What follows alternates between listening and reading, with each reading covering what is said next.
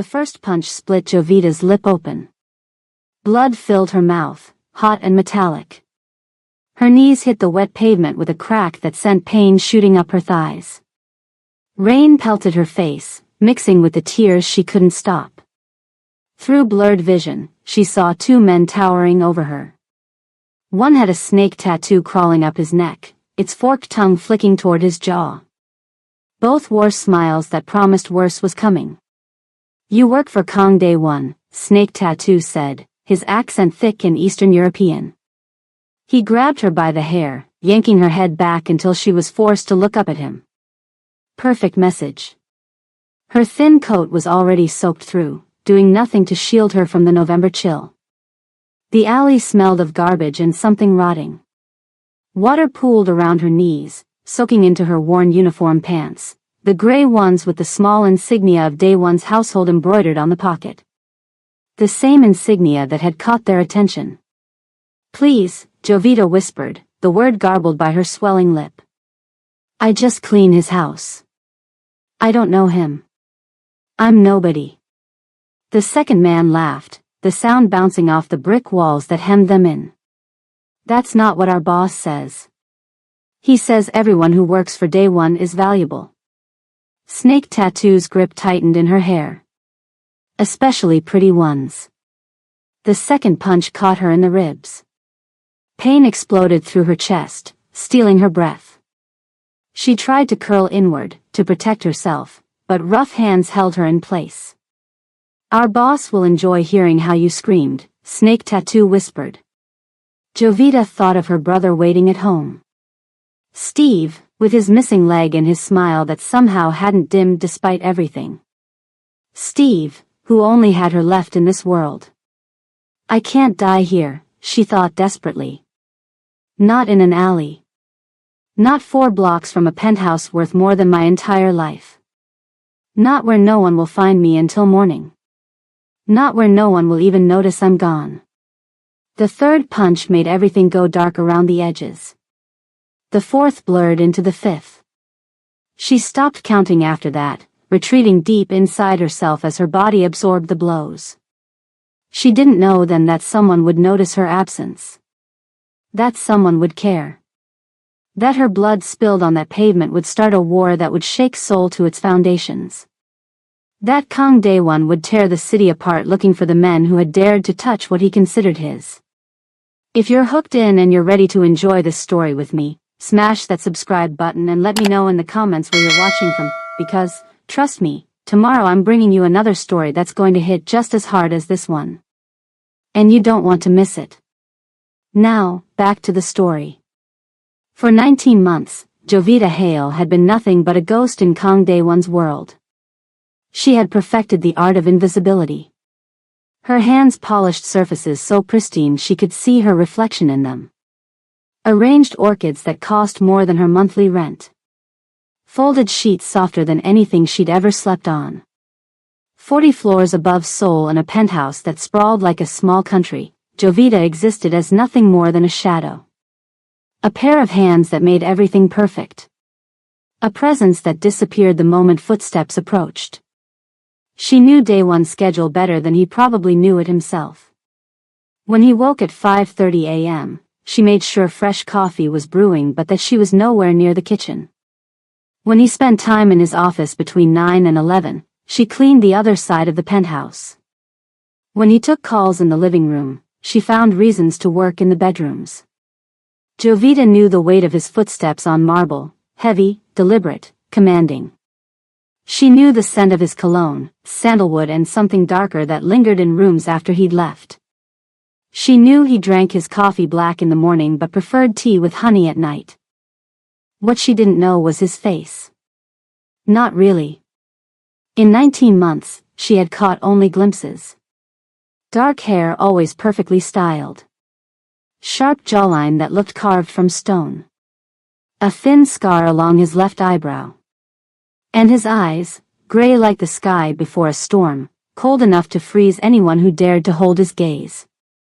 Jovita never dared. The rules had been made clear on her first day by Una Park, Day One's sister and the household manager. There are 3 rules. 1. You see nothing. 2. You hear nothing. 3. You are nothing. Jovita had nodded. With $151,000 in debt crushing her shoulders, she would have agreed to anything. My brother values his privacy above all else, Yuna had continued. If he enters a room, you leave it.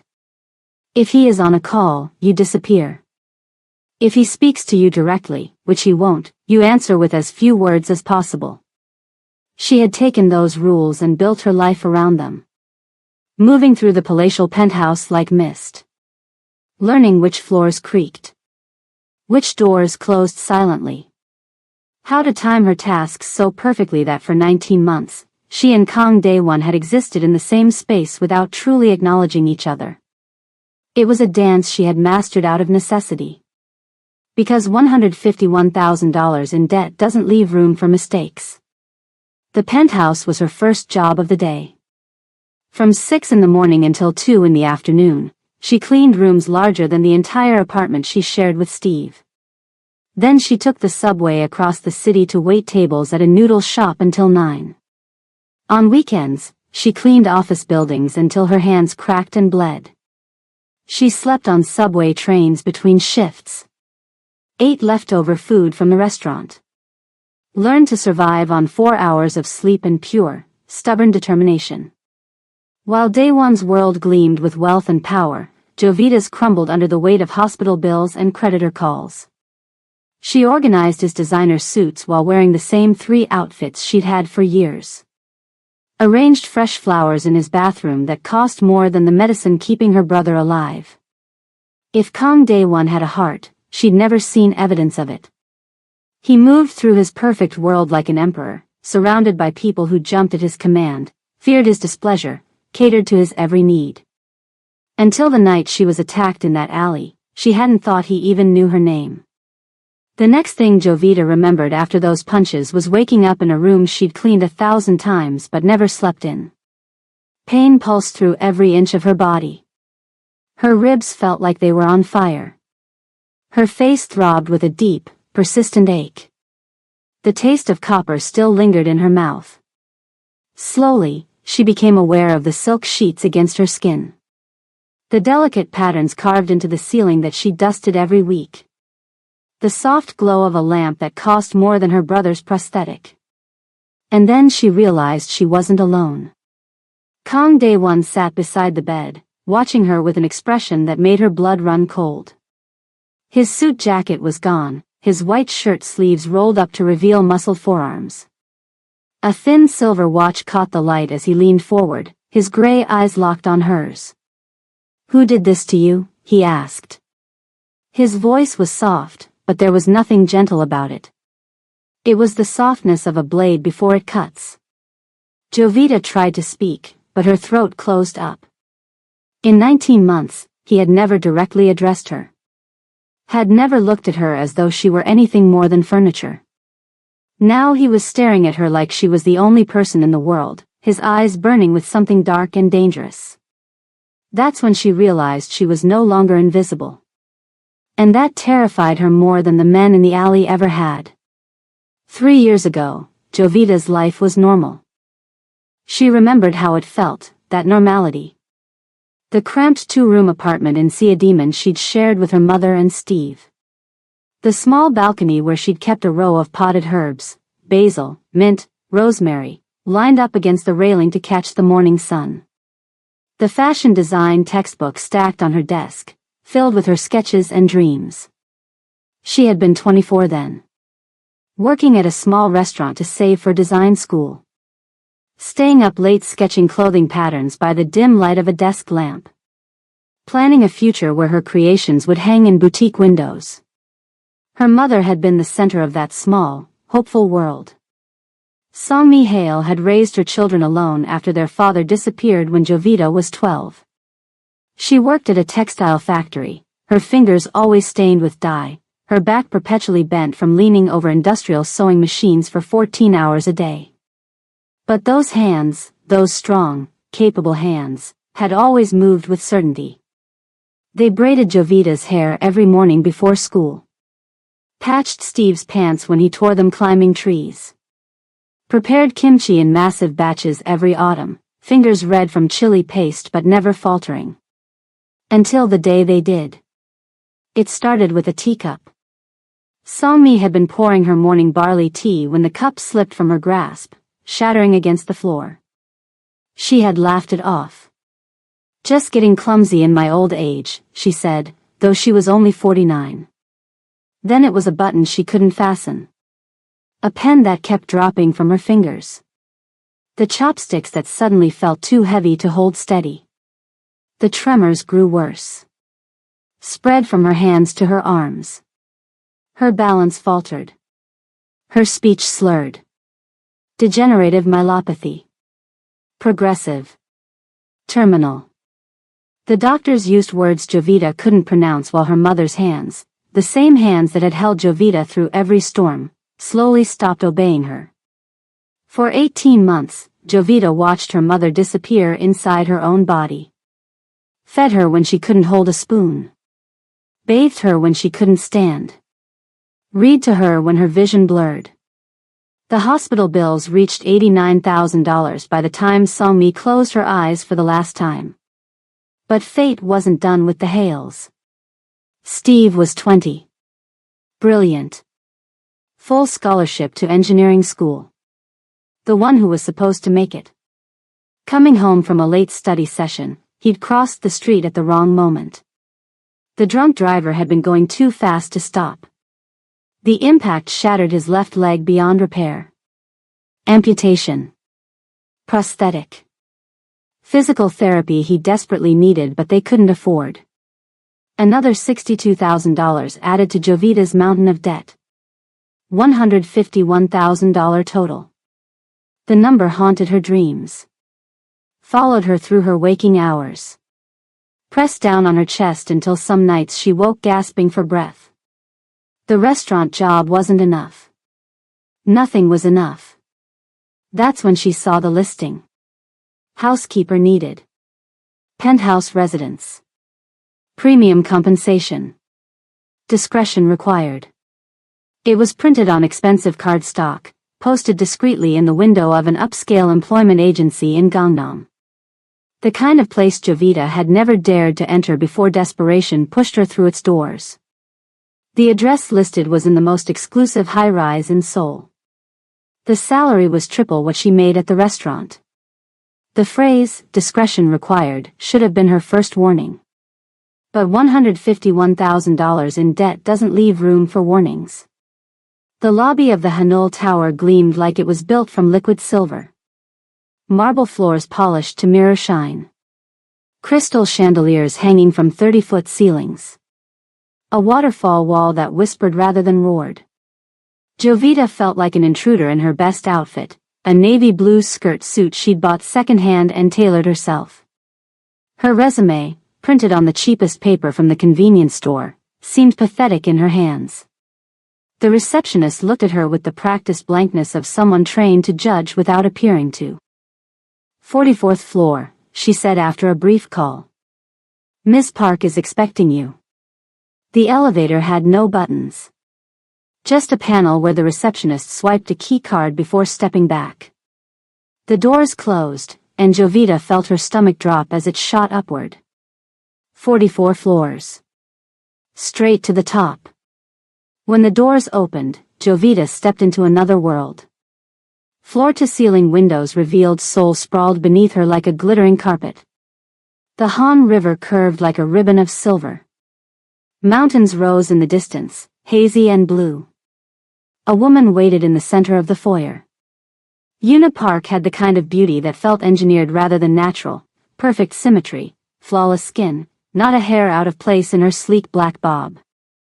She wore a charcoal gray pantsuit that probably cost more than Jovita's yearly rent. Her posture was military straight, shoulders back, chin slightly lifted. Her eyes, though. Her eyes were winter, cold, assessing, unyielding. Jovita Hale, she said. Not a question. Her voice reminded Jovita of cut glass, clear, precise, with edges that could draw blood. Yes. Follow me. No introduction. No small talk. Just a command. Yuna led her through the penthouse. Each room they passed was more beautiful than the last. White marble floors. Furniture that looked like art. Windows that made walls unnecessary. They ended in a small office with a view of Namsan Tower. Yuna gestured for Jovita to sit in a chair opposite a minimalist desk. Your resume says you've never worked as household staff before. Again, not a question. I haven't, Jovita admitted. But I'm a fast learner. I've been caring for my mother and brother for years.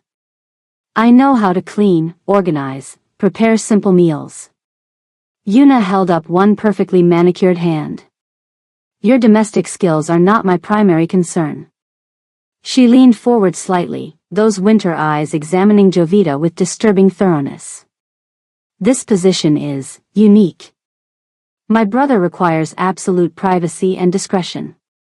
The person who fills this role must understand boundaries. Your brother? Jovita hadn't realized she would be working for a family. Kang Dae-won. Yuna said the name as if it should mean something. And maybe it should have. Maybe if Jovita hadn't spent the last 2 years in hospitals and pharmacies, she would have recognized it. Would have understood why Yuna's gaze sharpened, watching for her reaction. But all Jovita felt was confusion. Something in her lack of recognition seemed to please Yuna. She nodded once, decision made. There are 3 rules, she said, voice cool and final. 1. You see nothing. 2. You hear nothing. 3. You are nothing. Jovita blinked. I don't understand. My brother conducts business from his home. Sensitive business. You will clean around meetings without appearing to listen. You will enter rooms where documents may be visible without reading them. You will hear conversations that never took place. A chill ran down Jovita's spine. What kind of job was this? Dae-won values his privacy above all else, Yuna continued. If he enters a room, you leave it. If he is on a call, you disappear. If he speaks to you directly, which he won't, you answer with as few words as possible. Jovita hesitated. Every instinct told her to leave. To run from whatever this was. But then she thought of Steve, trying to do physical therapy exercises from YouTube videos because they couldn't afford a specialist. Of the debt collectors who called daily. Of the second notice on their electricity bill. I understand, she said quietly. Yuna's expression didn't change, but something in her posture eased slightly. The salary is as advertised. Paid weekly. You will work Monday through Friday, 6 to 2. You will have access to the service entrance and elevator only. You will wear the uniform provided. You will never bring personal items into the penthouse except your identification. She slid a contract across the desk. Sign this. Non-disclosure agreement. Breaking it has consequences. The way she said consequences made Jovita's mouth go dry. But she signed. What choice did she have? Her first day was a revelation in terror. The uniform was simple, charcoal gray pants and a matching polo shirt with a small insignia embroidered on the chest. Jovita recognized it as a stylized Korean character, but couldn't read which one. The penthouse was even larger than her tour had suggested. 4 bedrooms. 5 bathrooms. A kitchen that could serve a restaurant. A dining room that could seat 20. A living area divided into 3 distinct spaces. An office with doors that looked thick enough to stop bullets. Yuna gave her a schedule. Clean the east wing from 6 to 8. Day 1 will be in the gym. Kitchen from 8 to 9. He'll be in the shower. Living area from 9 to 11. He'll be in the office. No overlap. Never in the same space. The entire design was to ensure Jovita remained invisible. She wasn't prepared for how difficult that would be. The first time she heard footsteps approaching, heavy, deliberate, commanding, she froze. Heart pounding, dustcloth in hand, she looked around desperately for somewhere to go. The footsteps drew closer. The door to the room was the only exit. Panicking, she ducked behind a massive jade plant in a corner. The footsteps entered the room. Paused. Through the leaves, she caught her first glimpse of her employer. Kang Dae-won was tall, taller than she'd expected. His black hair was swept back from a face that seemed carved rather than born. Sharp cheekbones. Stronger jaw. A thin scar along his left eyebrow that somehow made him look more dangerous rather than flawed. He wore a gray suit that fit him like armor. No tie. The top button of his white shirt undone. A watch on his wrist that probably cost more than all the medical equipment keeping Steve alive. But it was his eyes that made her breath catch. Gray like the sky before a storm. Cold and deep and somehow ancient in a face that couldn't have been more than 35. They swept the room slowly, methodically, as if cataloging every object, every shadow. For one terrifying moment, they passed over her hiding spot. She was certain he could hear her heart beating. But then he turned, lifted a phone to his ear, and began speaking in rapid Japanese. Jovita didn't move until long after he'd left the room. That night, she told Yuna what had happened. Expected to be fired on the spot. Instead, Yuna's mouth tightened into something that wasn't quite disappointment. Next time, leave before he enters. If you can't, stay where you are and don't move. Don't breathe. Don't exist. He notices movement, not stillness. From that day forward, Jovita learned to predict his movements by sound alone. The weight of his footsteps on marble. The creak of his office chair. The soft click of his lighter when he smoked on the balcony late at night. She built a mental map of his routines. When he woke. When he exercised. When he took calls. When he left the penthouse in his black Bentley. When he returned, sometimes with blood on his cuffs that she was expected to clean without comment. She learned to feel his presence like an animal senses a predator, not through sight or sound but through some primal instinct that raised the hair on the back of her neck.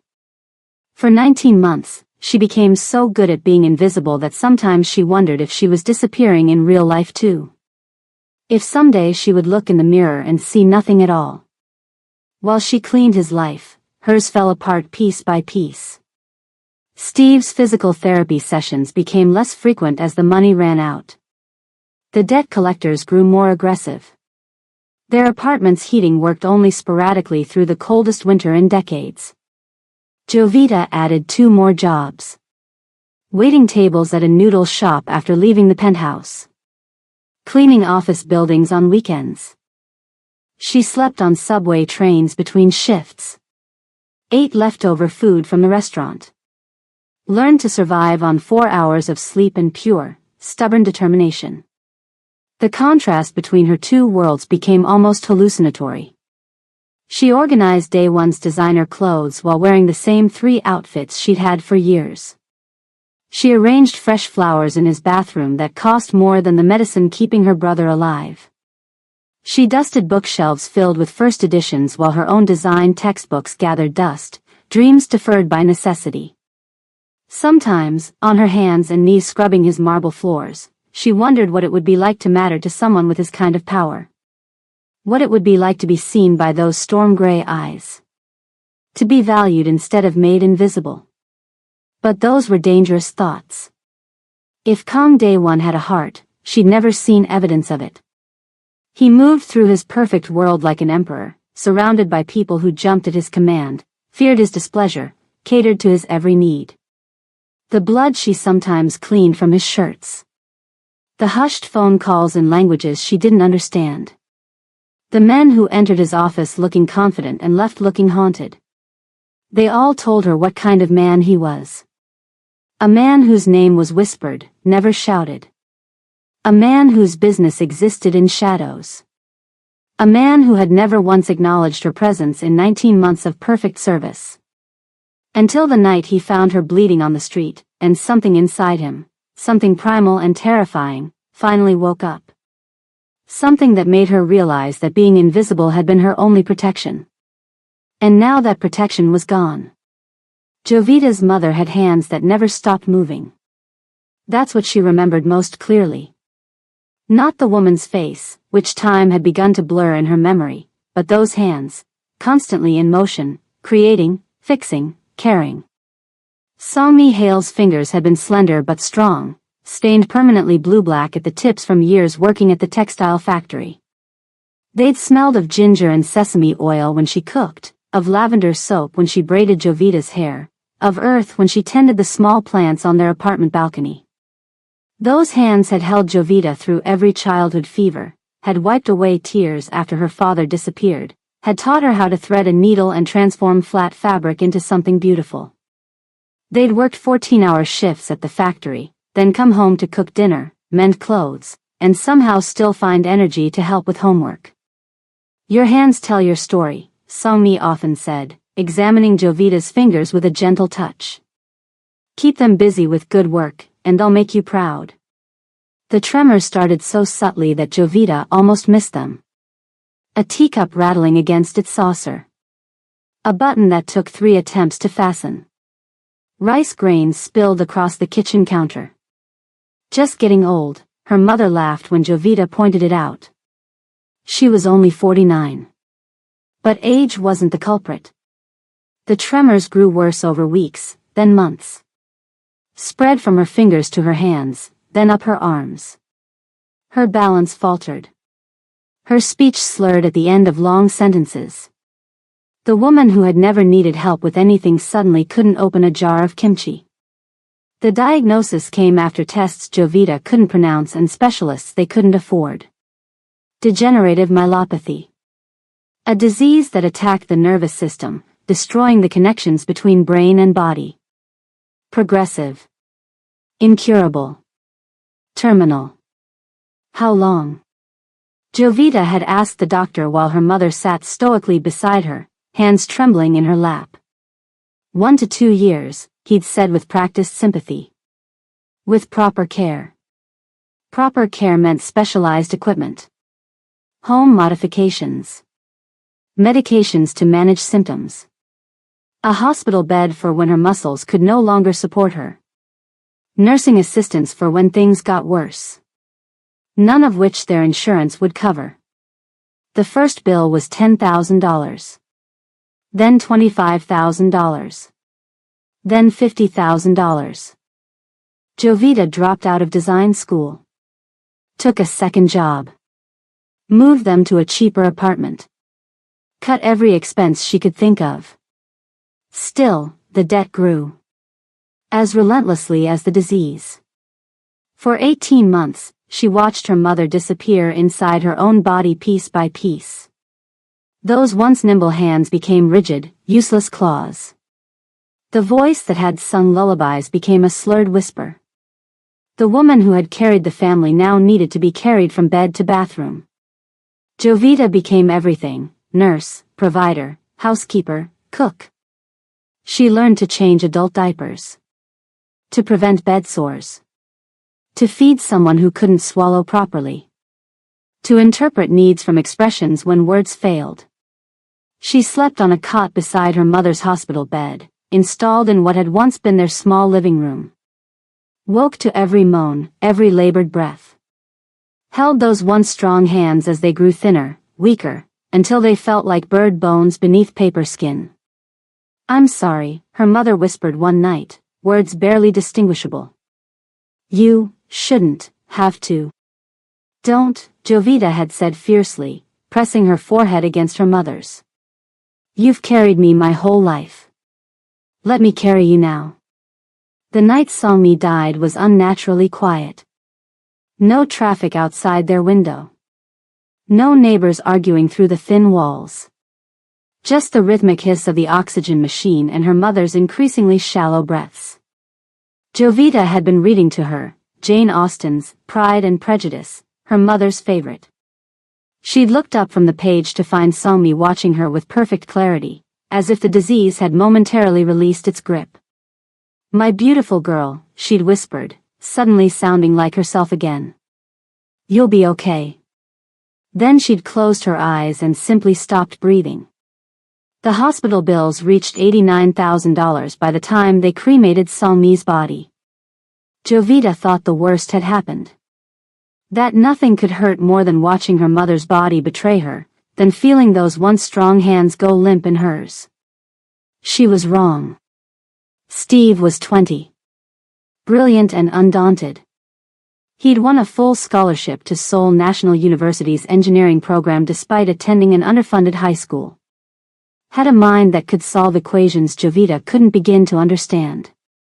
Had their mother's determination and their father's height. "I'm going to design prosthetics someday," he'd told Jovita a week after their mother's funeral. "Affordable ones. So people don't have to choose between walking and eating." He'd always been like that, seeing a path forward when all Jovita could see were walls. He took the night classes so he could help with their mother during the day. Studied on the subway. Did homework between her care sessions. Never complained, even when exhaustion left dark circles under his eyes. When Songmi died, he'd held Jovita while she cried, then gently pushed her toward the bathroom to shower.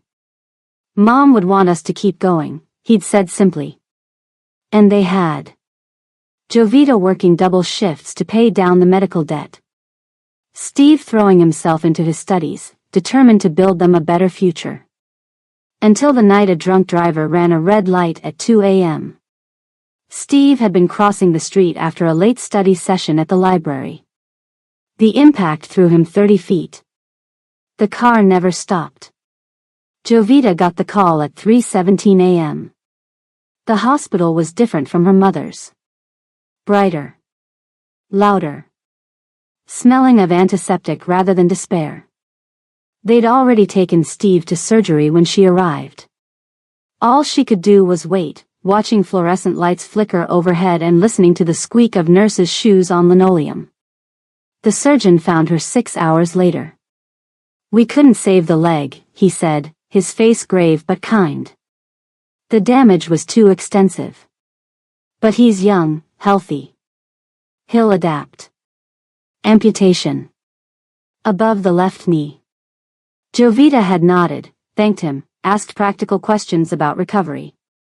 Had walked calmly to the bathroom before locking herself in a stall and silently screaming until her throat burned.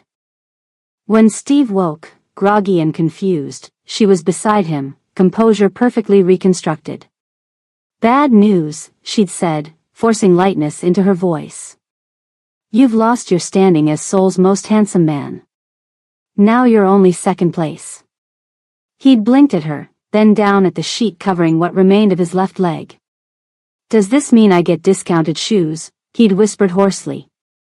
And they'd laughed, a desperate, broken sound that somehow kept them both from shattering completely.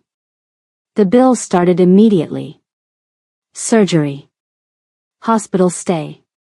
Prosthetic fitting. Physical therapy. Another $62,000 added to the $89,000 they already owed. $151,000 total. A number so large it stopped being real. Became instead a weight pressing on her chest, stealing her breath at night, following her through each waking hour. Jovita took a third job. Slept less. Ate less. Moved them to an even smaller apartment, just one room with a shared bathroom down the hall. It wasn't accessible, but it was all they could afford. She learned to help Steve navigate the 3 narrow steps to their door. To bandage the sores that formed where his prosthetic met his residual limb. To massage the phantom pain from muscles that no longer existed. What she couldn't afford was proper physical therapy. The kind that might have helped him walk without pain.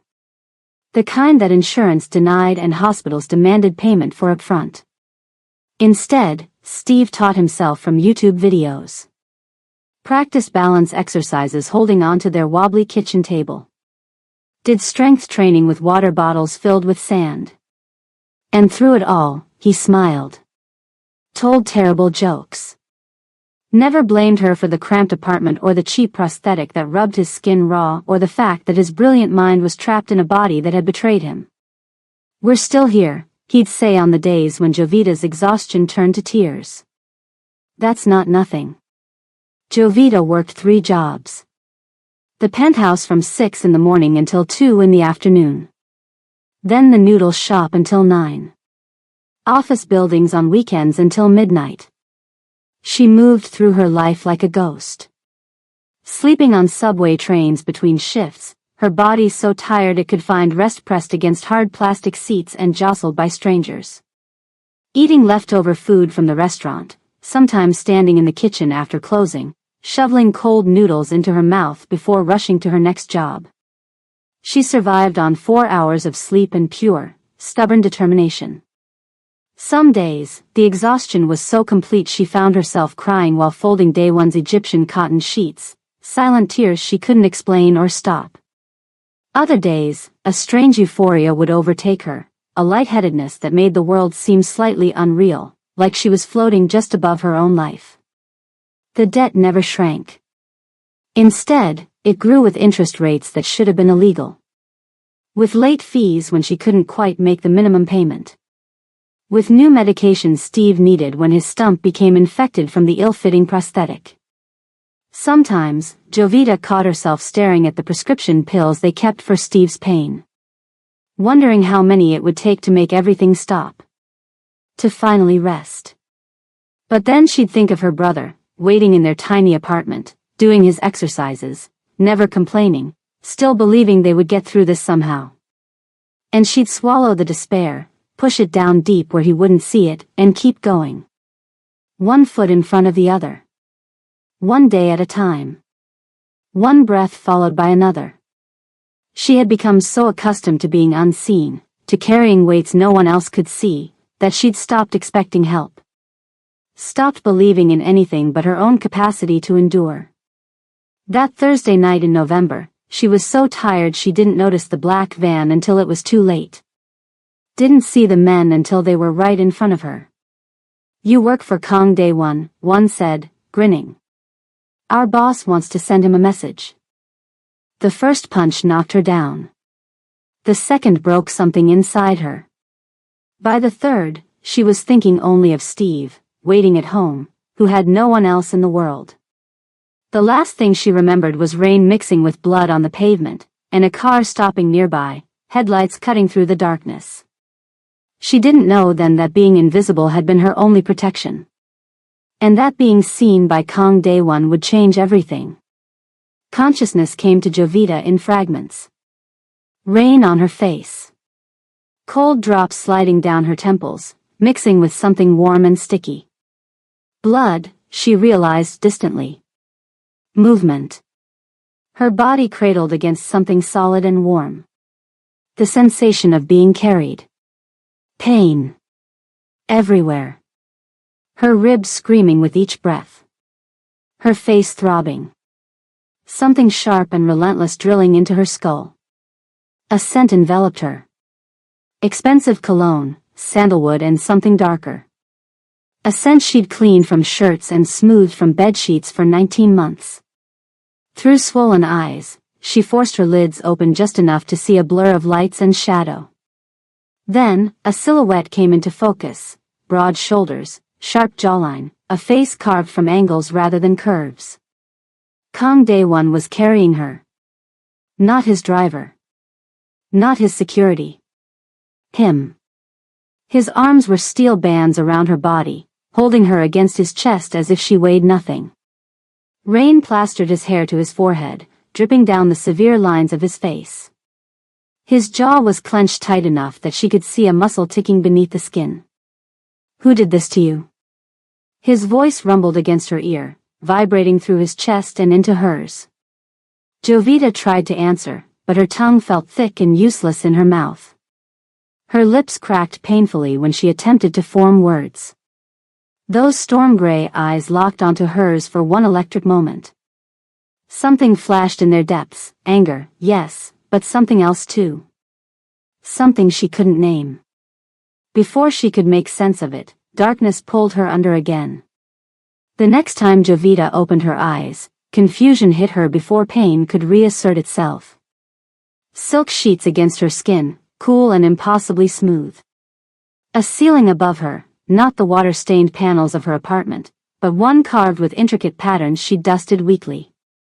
Soft light filtered through gauzy curtains she'd hung herself during her second month of employment. She was lying in a bed she'd made 100 times but never slept in. The guest suite of Day One's penthouse, with its hand-woven rug from Tibet and its view of Nam San Tower. Panic surged through her. She tried to sit up, but agony ripped through her ribs, stealing her breath. "I wouldn't do that if I were you." The voice came from beside her. Not Day One's. Calmer. Gentler. Jovita turned her head slowly, wincing as the movement sent fresh pain shooting through her skull. A man sat in a chair pulled close to the bed. Dr. Jean, Day One's personal physician. She'd seen him a few times during her cleaning shifts, always coming or going with a discreet black medical bag.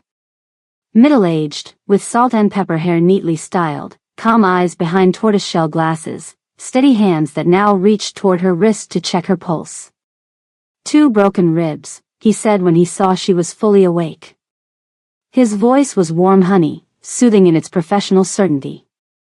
"Concussion. Extensive bruising across your torso and face.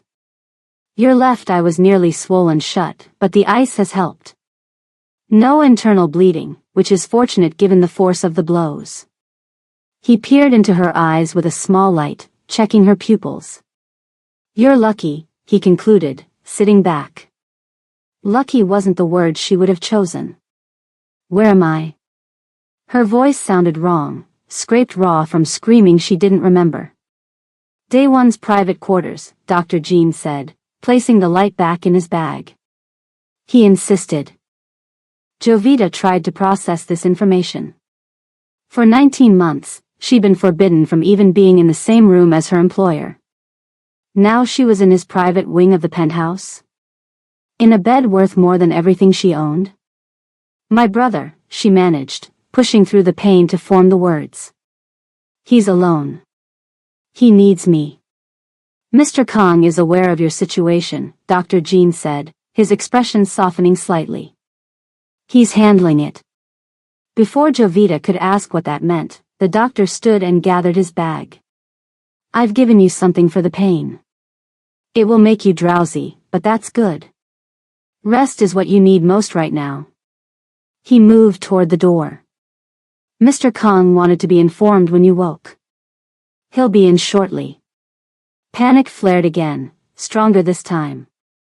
19 months of avoiding Day One's gaze, of slipping from rooms when he entered, of making herself invisible, and now she was trapped in a bed, unable to escape the conversation she'd spent over a year avoiding.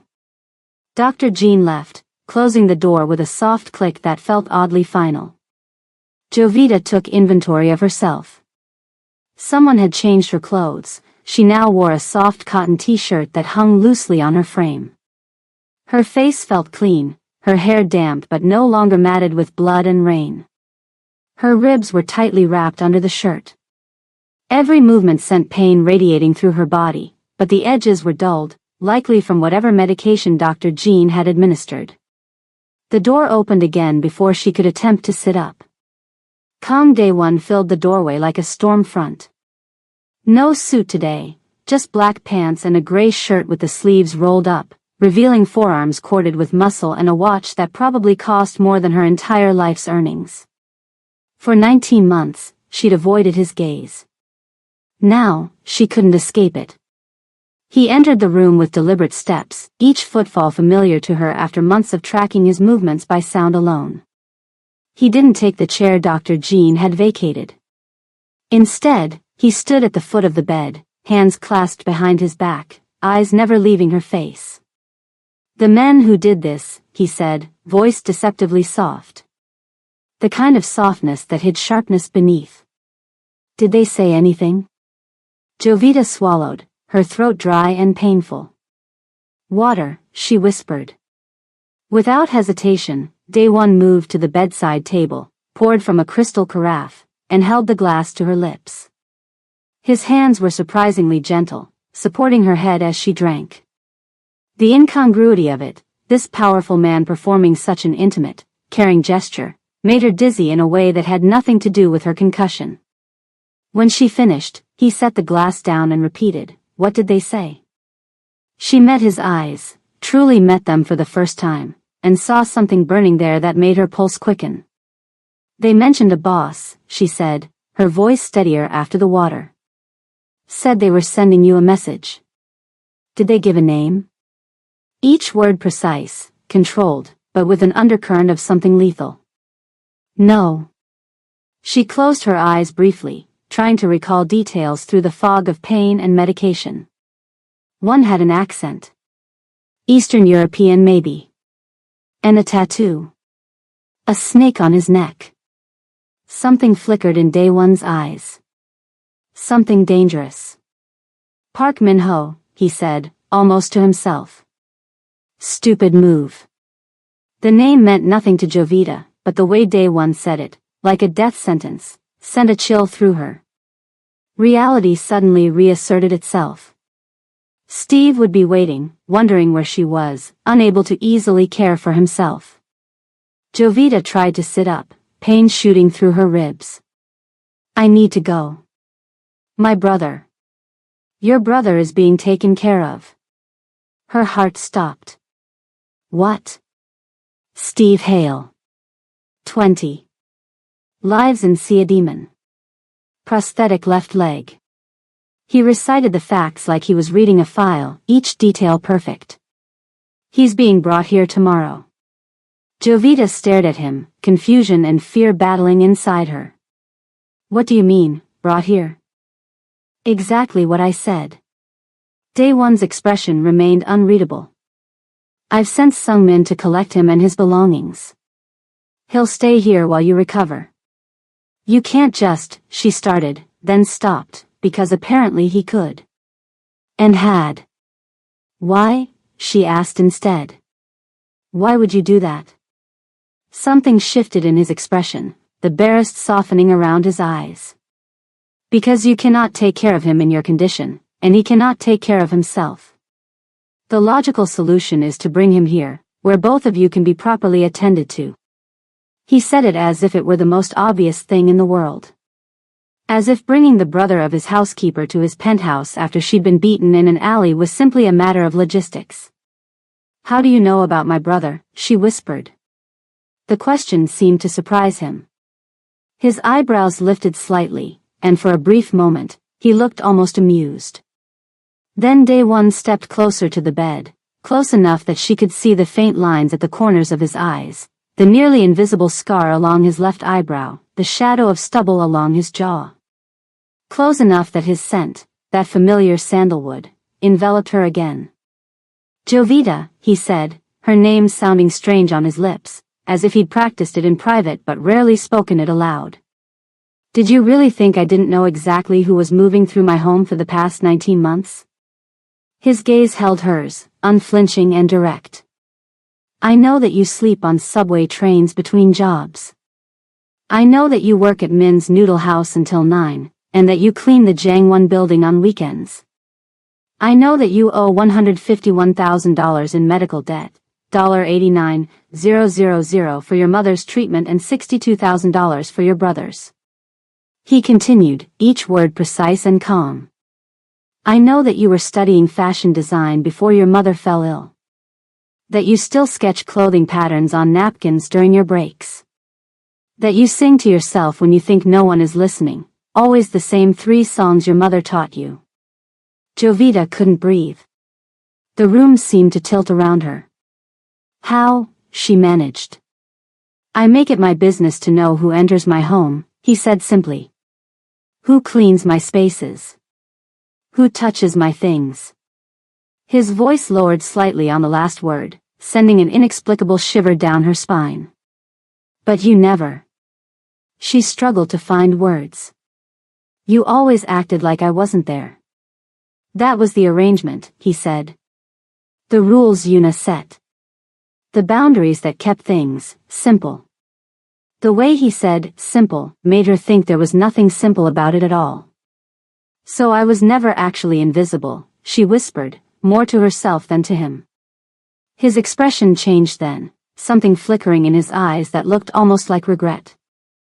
No, Jovita, he said softly. You were never invisible to me.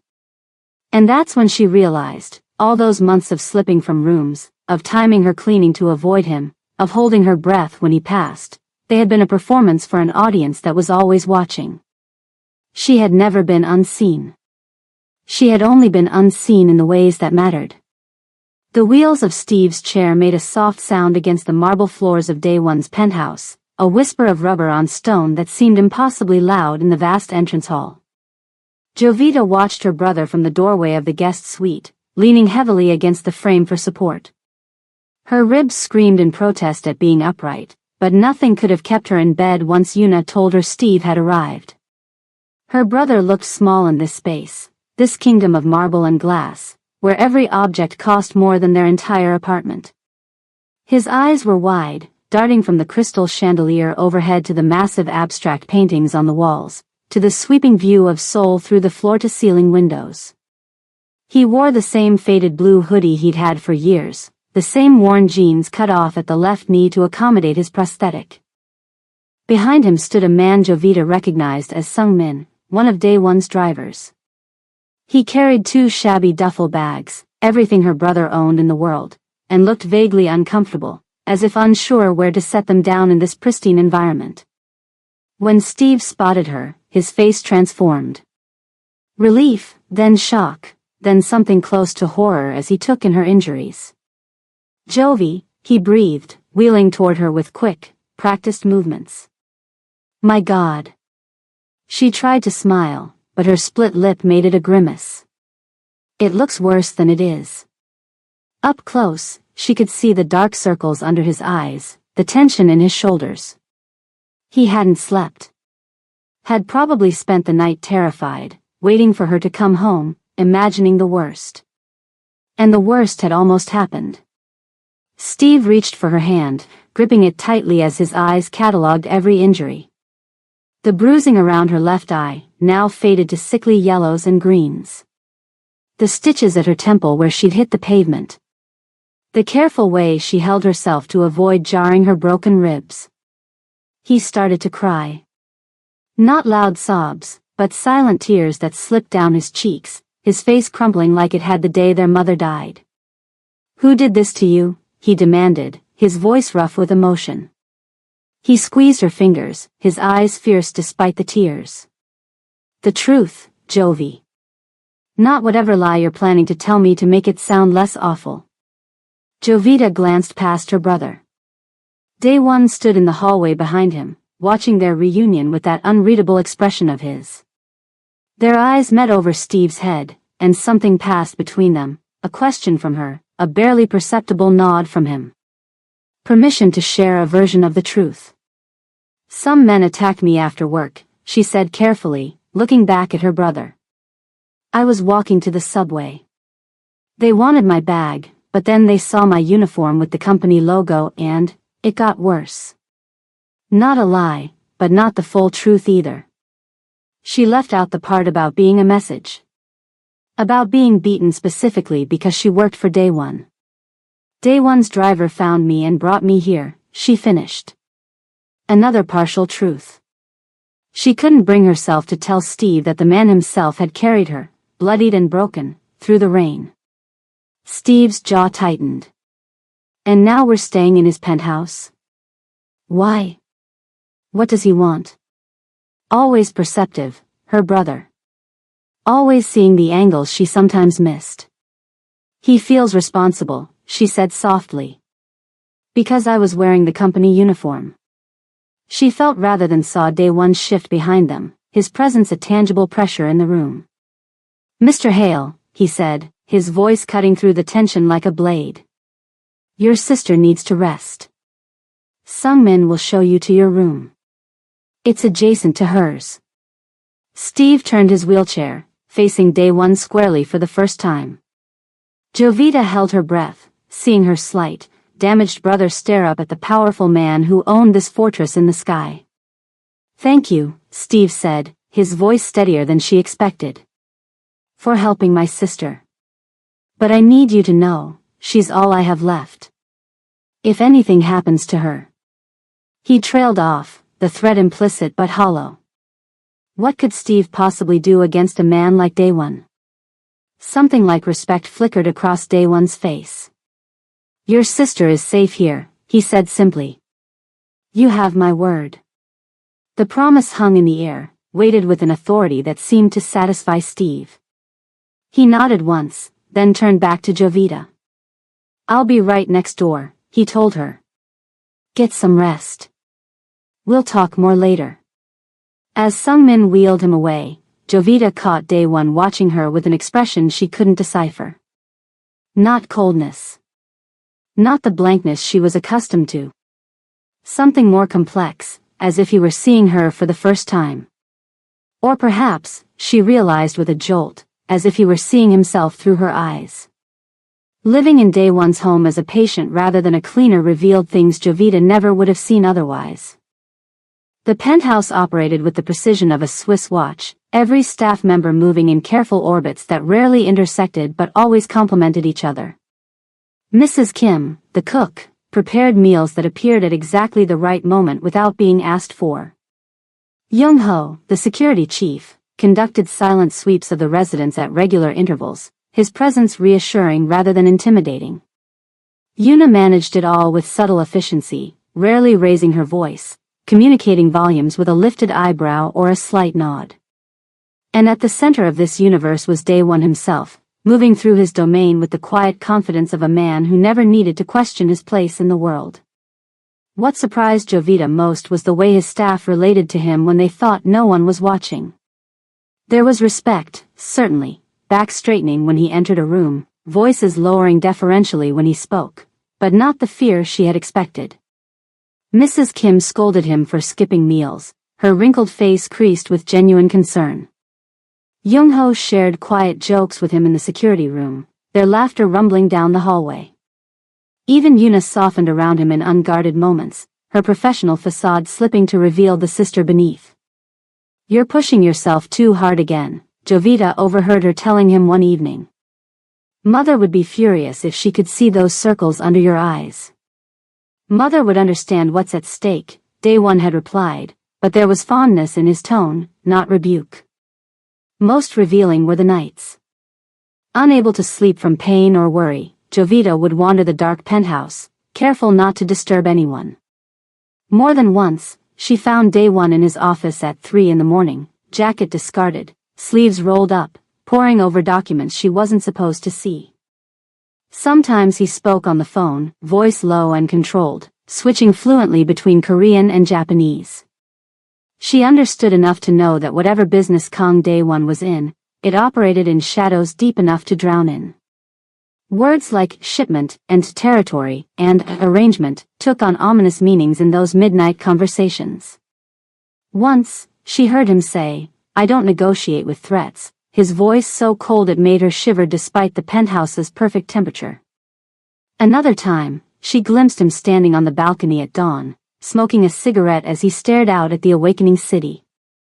His profile had been sharp against the rising sun, his expression weary in a way she never saw during daylight hours.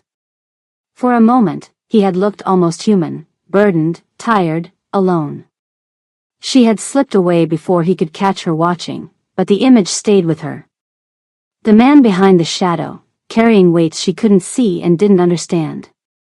If you're invested in finding out where this road leads, smash that subscribe button and drop a comment letting me know where you're watching from. So, on the third day, a woman arrived at the penthouse. Young-hee Park walked with the crisp efficiency of someone who never wasted a movement. Her credentials, printed on the business card she handed to Jovita, listed specializations Jovita couldn't pronounce and affiliations with medical centers in Seoul, Tokyo, and New York. "Day One hired me for your brother," she explained, arranging equipment in the sunroom that had been converted into a therapy space overnight. Twice daily sessions. The newest techniques. Jovita stood in the doorway, watching as Young-hee worked with Steve. The therapist's hands were gentle but firm, guiding his body through movements he had struggled with for months. She adjusted his prosthetic, explaining how it had been fitted incorrectly, showing him how to prevent the sores that had plagued him since the amputation. And then, something miraculous happened. Steve laughed. It was a sudden, surprised sound that seemed to startle even him. Young-hee had said something Jovita couldn't hear, and her brother's face had lit up with genuine amusement, an expression Jovita hadn't seen in months. Maybe years. She backed away from the doorway before either of them could notice her watching, her throat tight with emotion. Leaning against the wall in the hallway, she pressed a hand to her mouth, trying to contain feelings too complex to name. Gratitude. Relief. And something darker, a twisting guilt at accepting help she hadn't asked for and couldn't repay. Jovita found Dae-won in his office later that afternoon. She knocked softly, then entered when he called permission. He sat behind his massive desk, reading glasses perched on his nose, making him look oddly scholarly despite the aura of power that surrounded him. I can't afford this, she said without preamble. He didn't look up from his papers. Did I ask you to pay? No, but, she stepped further into the room, frustration overriding her usual caution around him. You can't just fix everything. It doesn't work that way. It works exactly that way in my world. Well, I don't live in your world. Now he did look up, removing his glasses in a deliberate motion. At the moment, you do. Jovita inhaled sharply, pain shooting through her ribs at the sudden breath. Why are you doing this? All of it. The doctor. The therapy for Steve. Letting us stay here. I'm nobody to you.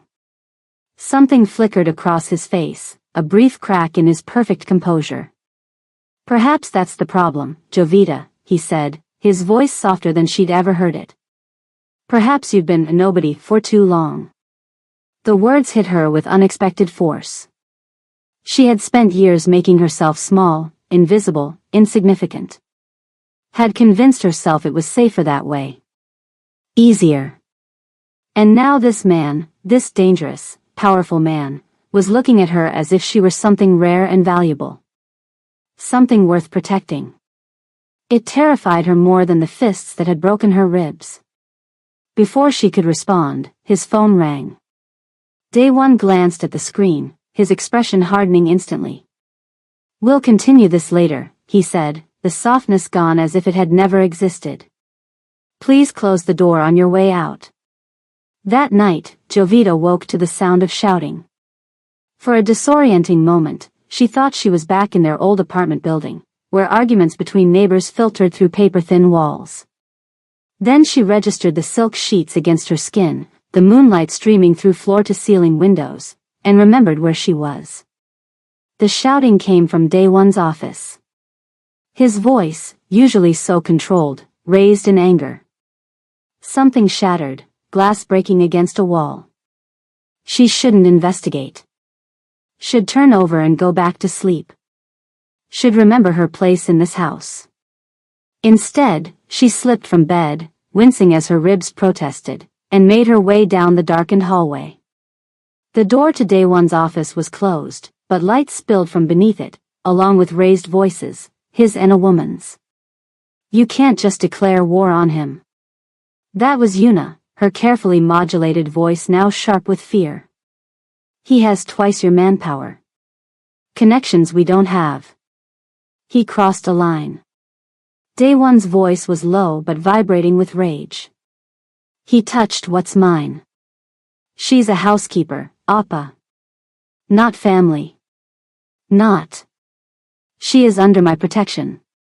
That makes her mine. Something else shattered. Jovita jumped, her heart pounding. And this is exactly what Park wanted, Yuna continued, her voice slightly calmer now. To find your weakness. To make you emotional. To provoke you into acting rashly. I'm not being rash. I'm being clear. Actions have consequences. At what cost? How many of our people will die because your pride was wounded? Because he found the one person in your orbit you actually. The door flew open suddenly, startling Jovita backward.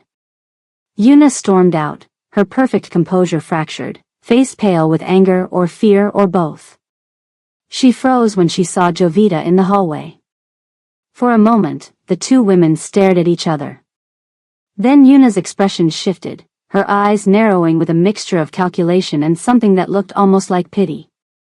They've threatened him again, she hissed, low enough that Day One couldn't hear from inside the office. Used you to get to him. And now he's going to do something stupid because of it. Her words hit Jovita like another punch. She wasn't just a message. She was a weapon aimed at Kang Day One's heart. A heart she hadn't even known existed until now. 1 week into her recovery, Jovita's ribs still ached with every breath, but the bruises on her face had faded from violent purple to sickly yellow-green. Dr. Jean had removed the stitches from her temple, leaving a thin red line that would eventually silver into a permanent reminder of that night in the alley. She was restless and used to idleness. The borrowed silk pajamas and soft slippers felt foreign against her skin. The endless hours with nothing to clean, nothing to fix, nothing to distract her from the growing tension in the penthouse, it all made her feel like a caged animal. That morning, she'd convinced Dr. Jean she was well enough to move around more freely.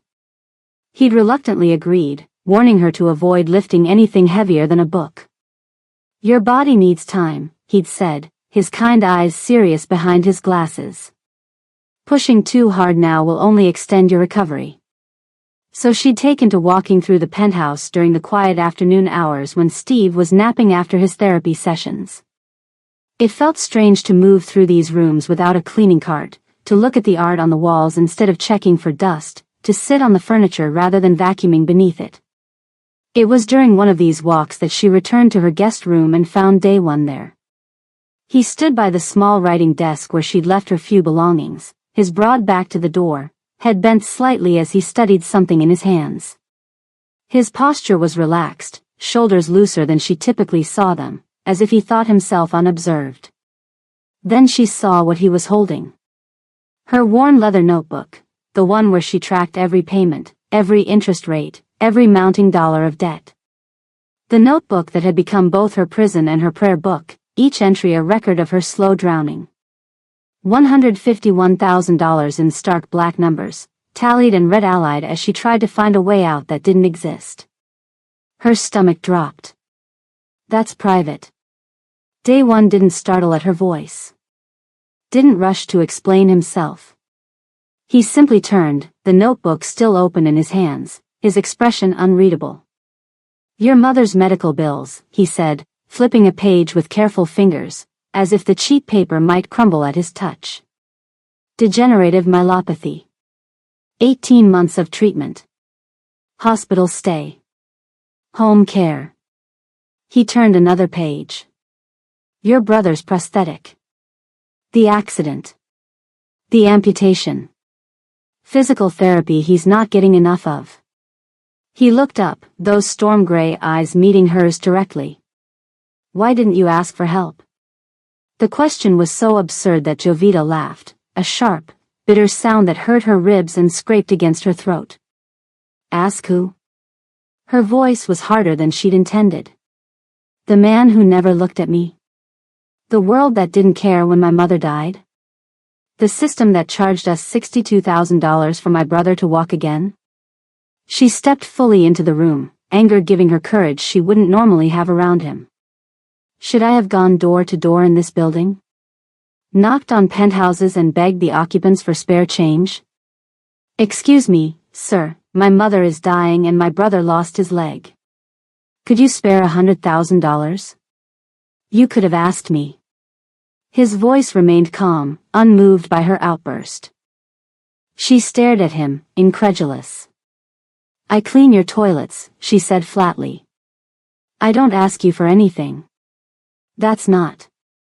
I wash your sheets. I polish your floors. I dust your books. I do not ask the man who pays me to clean his house to also pay my personal debts. Pride, he said, the word not quite an accusation. It's admirable. But pride doesn't pay hospital bills. Neither does pity, she shot back. Something flickered in his eyes, a brief flash of what might have been surprise or respect. He closed the notebook carefully and set it back on the desk. Get some rest, he said, moving toward the door. Dr. Jean says you're pushing yourself too hard. As he passed her, his sleeve brushed against her arm, the lightest touch, probably unintentional. But it sent a shiver through her that had nothing to do with fear. The dynamics between them shifted after that day. Day one no longer pretended she wasn't there. Instead, he sought her out. Casually appeared in rooms where she was sitting. Asked questions about her recovery. Brought her books when he saw her reading, real books, not the outdated magazines in the guest suite. First, it was a collection of Korean poetry she'd mentioned once to Yuna, not thinking anyone else was listening. Then a biography of Coco Chanel that made her wonder if he somehow knew about her abandoned design dreams. He began taking evening meals in the main dining room rather than his office, insisting that Jovita and Steve join him. The conversations were awkward at first, Steve wary, Jovita nervous, day one formal, but gradually eased into something almost comfortable. He asked questions about her life before the debt. Before the pain. What had she studied? What did she enjoy? What had her childhood been like? Small questions that shouldn't have felt intimate but somehow did. She found herself answering truthfully. Telling him about her fashion design courses. About the small garden her mother had kept on their apartment balcony. About teaching Steve to read when he was 4 and she was 11, because their mother worked such long hours. In turn, he shared fragments of himself, never the full picture, but glimpses through a half-open door. His childhood in Busan before his family moved to Seoul. His studies in Tokyo and New York.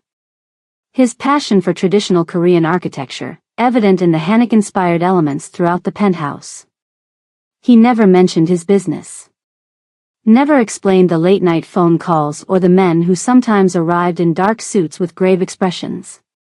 Never clarified what Yuna had meant when she said Jovita was being used as a weapon against him. But something was changing between them. Something undefined and dangerous, like ice forming over deep water, beautiful to look at, but with currents moving powerfully beneath. One night, unable to sleep, Jovita wandered out to the rooftop terrace. The space was a marvel of design, a garden 40 floors above the city, with carefully arranged Korean pines in ceramic pots, a small stream that circulated through a pump system, and comfortable seating position to take advantage of the view.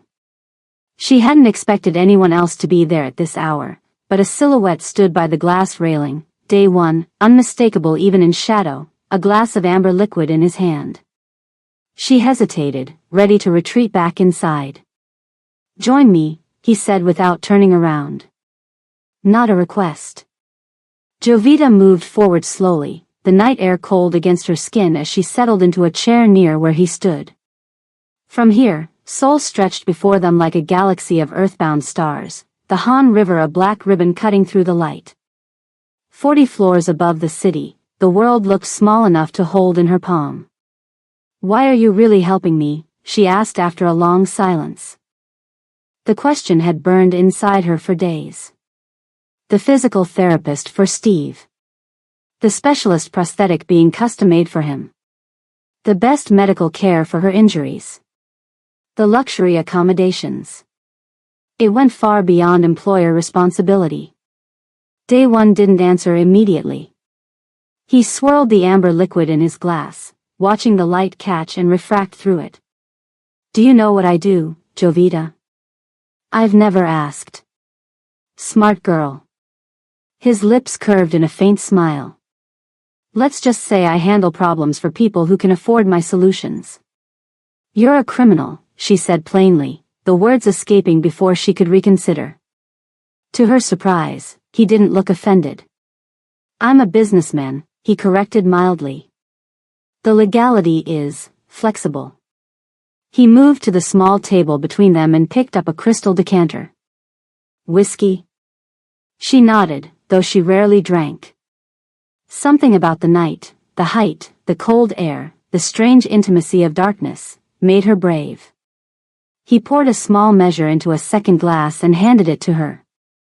Their fingers brushed as she took it, and something electric shot up her arm. A jolt of awareness that had nothing to do with fear and everything to do with the way his eyes lingered on her face. "In my world," he said quietly, returning to his position at the railing, "loyalty is everything. Protection goes both ways. You've been in my home for 19 months. Never stealing. Never gossiping. Never complaining about cleaning up messes that weren't yours." Jovita knew what messes meant. Blood on shirts. Broken glass after angry phone calls. Documents she wasn't supposed to see. "That makes you mine to protect," he continued, his eyes finding hers in the darkness. The possessive language should have bothered her. Should have set off warning bells. Instead, it sent another shiver through her, one that had nothing to do with the cold. "I don't belong to anyone," she whispered. "Don't you?" His gaze was intent, searching. "We all belong to something, Jovita. To someone. To a family. To a cause. To a debt." She looked away first, unnerved by the truth in his words. By how much he seemed to understand about her. They sat in silence after that, drinking whiskey and watching the city lights flicker below them. The silence should have been uncomfortable, but it wasn't. There was an ease between them now that had never existed before. When Jovita finally returned to her room, she found herself wondering what it would be like to truly belong in Day One's world. Not as his housekeeper. Not as his charity case.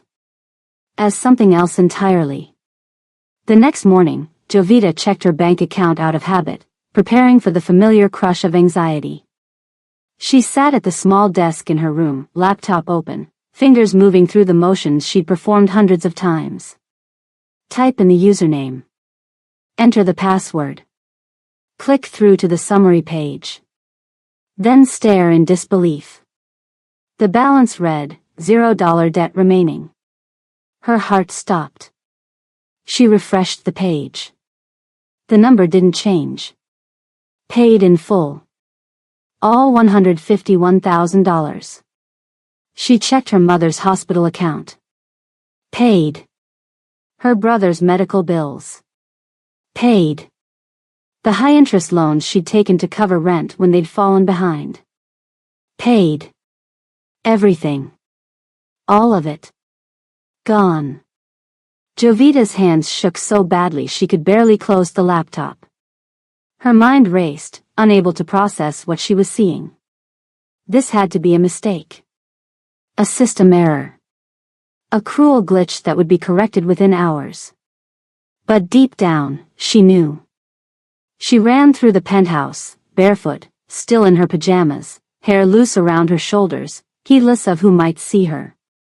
Pain shot through her ribs with each step, but she barely felt it. She found him in his office, as she knew she would.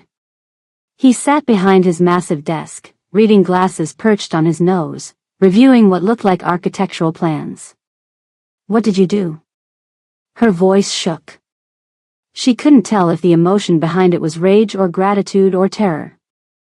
Day One looked up calmly, as if he'd been expecting her. He removed his glasses and set them aside. "I fixed a problem. You had no right. I had every right."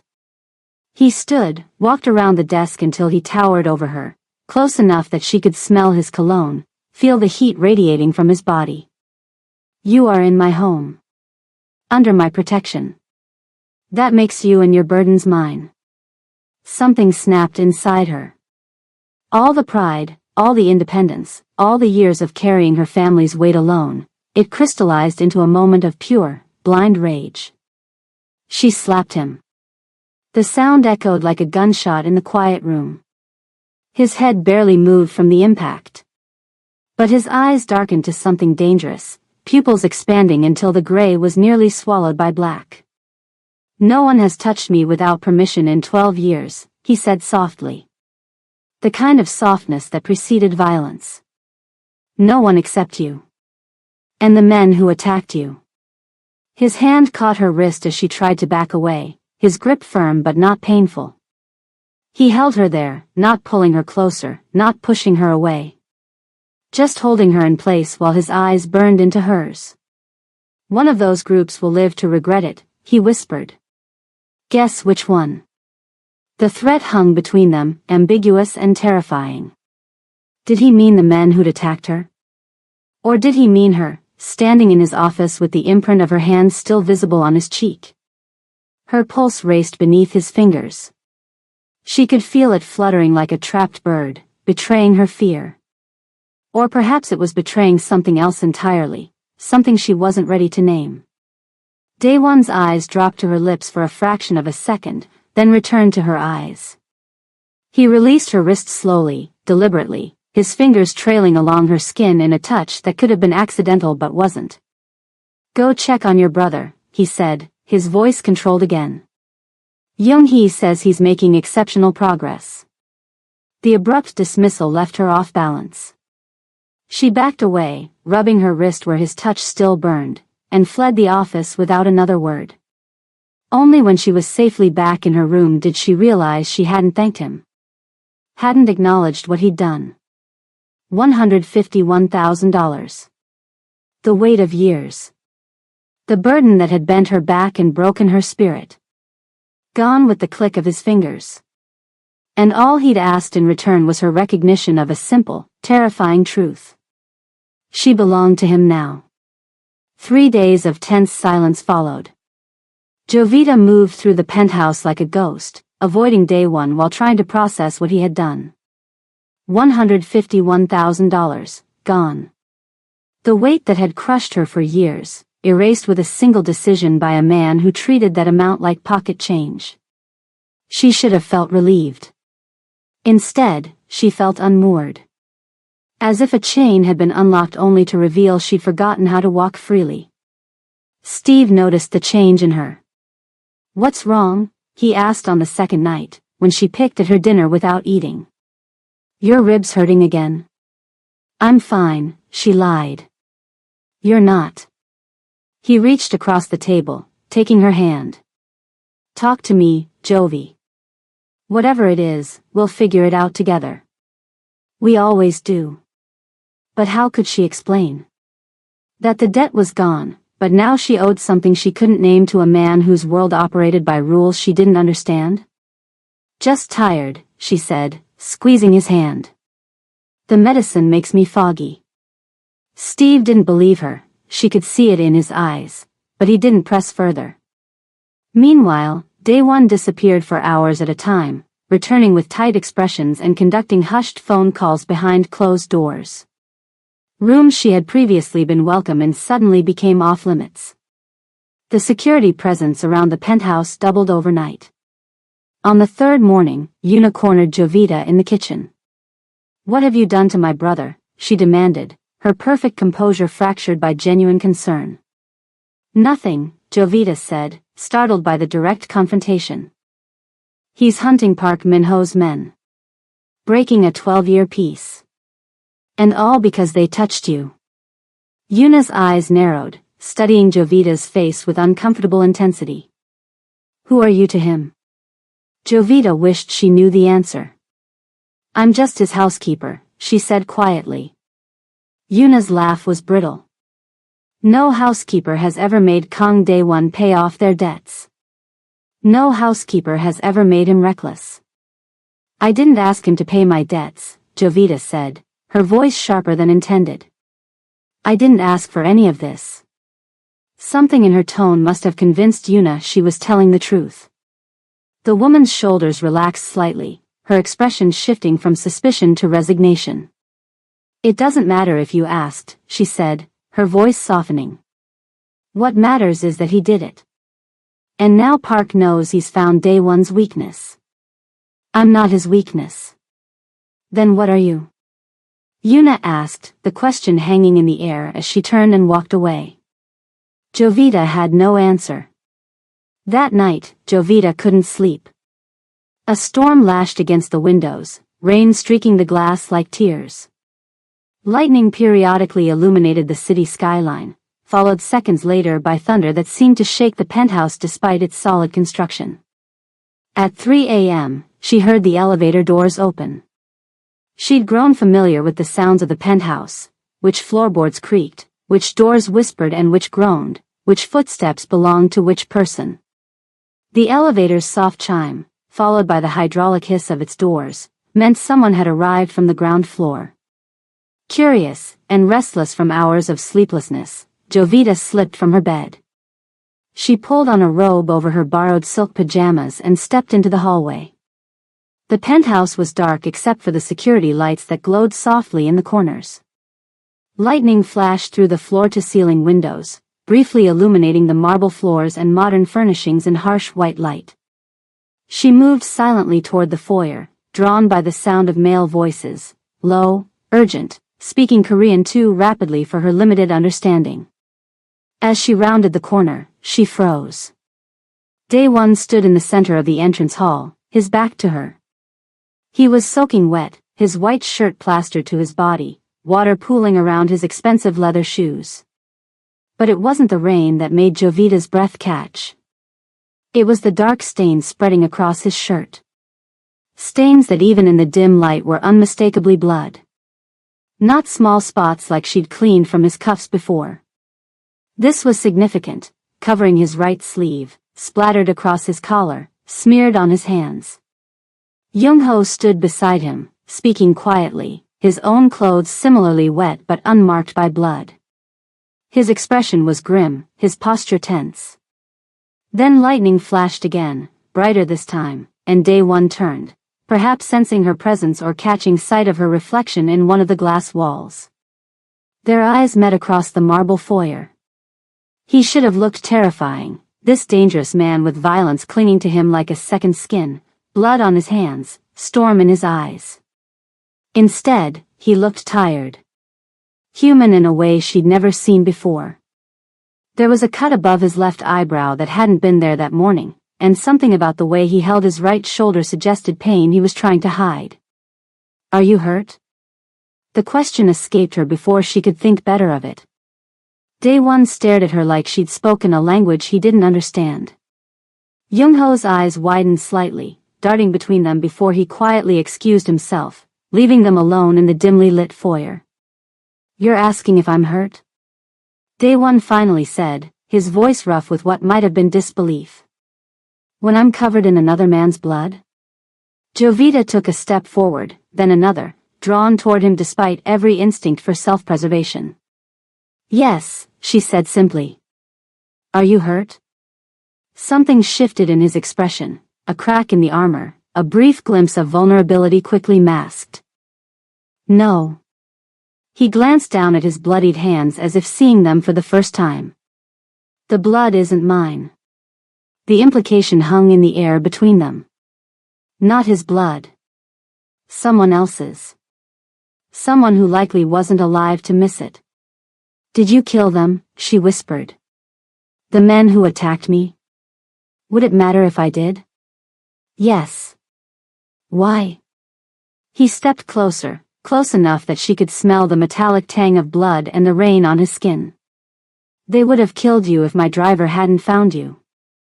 They beat you until your ribs broke. Because of me. Because you work for me. That doesn't give you the right to." "To what?" "Protect what's mine." His voice rose, echoing off the marble floors. "In my world, Jovita, there are consequences for crossing certain lines. Park Min-ho crossed one when he touched you." The possessiveness in his voice should have frightened her. Instead, it sent a shiver down her spine that had nothing to do with fear. "I'm not yours," she said, but her voice lacked conviction. "Then why are you still here?" he challenged. "Your debt is paid. Your brother is receiving care. You could leave right now, and I wouldn't stop you." His words struck her like physical blows. She could leave. Walk out the door, take Steve, return to their tiny apartment.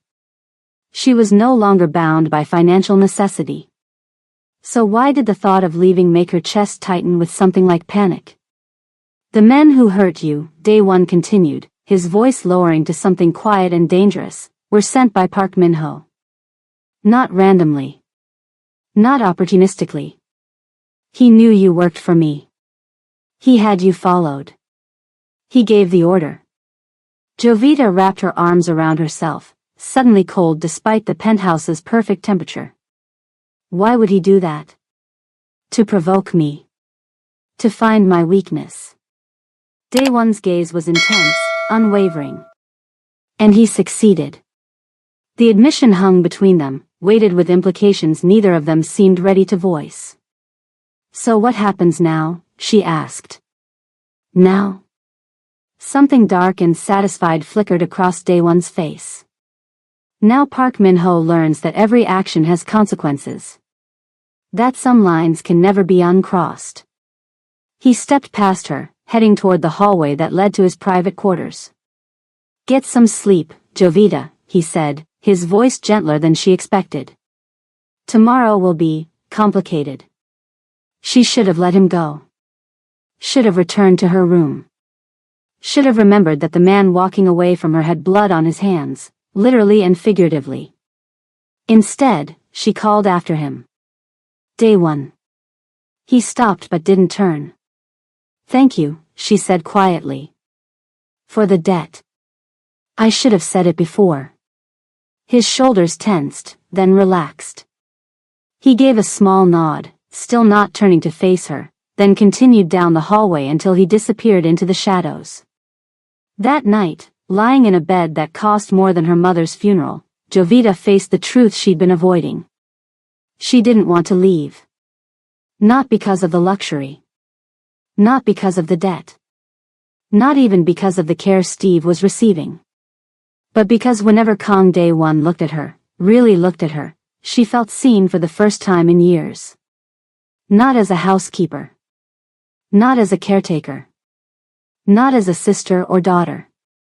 As a woman. As someone who mattered. She had spent so long making herself small, invisible, insignificant. Had convinced herself it was safer that way. Easier. Now she found herself craving his gaze. Craving the way he said her name, like it was something precious. Craving the fierce protectiveness that should have frightened her but instead made her feel secure in a world that had never been safe. And that terrified her more than the blood on his hands ever could. The photo arrived the next morning. Young-ho delivered it personally, his expression grave. This was left at the security desk downstairs, he said, handing her a plain white envelope. It's addressed to you. No return address. No postage. Just her name in blocky handwriting on the front. Jovita stared at it, a chill running down her spine. No one knew she was here. No one except. She opened it with trembling fingers. Inside was a photograph of her walking in Dae-won's private garden, taken with what must have been a telephoto lens from outside the property's walls. She was wearing the gray slacks and sweater Yuna had lent her 3 days ago, her face turned slightly toward the camera, though she had no memory of seeing anyone watching. Written on the back in red ink was a message. A beautiful cleaner. Shame if she ended up like the last one. Jovita's blood went cold. She nearly dropped the photo. Dae-won appeared in the doorway as if summoned by her fear. What's wrong? Wordlessly, she held out the photograph. He crossed the room in 3 long strides and took it from her hand, his expression darkening as he read the message on the back. His face, when he looked up, was carved from stone. Pack your things, he said, his voice eerily calm. Both you and your brother. We're leaving the penthouse. Now. Why? Fear made her voice shake. What does it mean, like the last one? His eyes met hers, and for the first time, she saw real fear there, not for himself, but for her. It means Park Min-ho just declared war. The journey to Dae-won's country estate took place in tense silence. They left before dawn. Jovita and Steve bundled into the back of a black SUV with windows so darkly tinted they couldn't see out. Daewon rode in a separate vehicle ahead of them, while Young-ho followed in a third. A convoy moving through the sleeping city like shadows. No one explained exactly what was happening or where they were going, only that they were no longer safe at the penthouse. The photograph had changed everything. Yuna had packed bags for them with ruthless efficiency. Clothes, toiletries, medications, all gathered and organized within 20 minutes. She'd been unnervingly calm, but Jovita had noticed the slight tremor in her hands as she zipped the final bag. "Has this happened before?" Jovita had asked her quietly, while Steve was in the bathroom. Yuna's eyes had met hers briefly. Not for 12 years. Now, as the SUV climbed steadily into the mountains outside Seoul, following winding roads that grew increasingly narrow, Steve squeezed Jovita's hand. "Are you going to tell me what's really happening?" he asked, his voice low. "Because this isn't about your mugging anymore, is it?" She hesitated, unsure how much to reveal. "It's complicated. I'm not a child, Jovi." His eyes, so like their mother's, were steady and serious. "We're being taken to a safe house by a man who clearly has security teams and escape plans. I deserve to know why." Before she could answer, the SUV slowed, turning onto a gravel drive nearly hidden by dense pine trees. They passed through an unremarkable wooden gate that belied the sophisticated security cameras positioned discreetly among the branches above. The drive curved through the forest for nearly a kilometer before the trees suddenly opened, revealing a clearing and the estate beyond. Jovita's breath caught. Daewon's country home sprawled across a natural plateau halfway up the mountainside. Traditional Hanok architecture, sweeping tile roofs, wooden beams, paper doors, blended with subtle modern elements. The main house formed a perfect square around a central courtyard, with smaller buildings arranged harmoniously throughout the grounds. Cherry trees, still bare in the winter air, lined stone pathways that wound through meticulously maintained gardens. Koi ponds reflected the gray morning sky. And everywhere, guards, positioned at strategic points throughout the property, their presence professional rather than intrusive. "No one knows about this place," Daewon told Jovita as they stepped from their vehicles. He spoke quietly, close to her ear, his breath warming her cheek. "Not Park Min-ho. Not his men. No one." "Then how can you be sure we're safe?" she asked. "Because this isn't in my name." His eyes scanned the perimeter, assessing. "It belonged to my grandmother. The property records still show her as owner, though she's been dead for 20 years. Even my closest associates believe I sold it after she passed." The main house was even more beautiful inside. Traditional Hanji paper walls glowed softly in the morning light.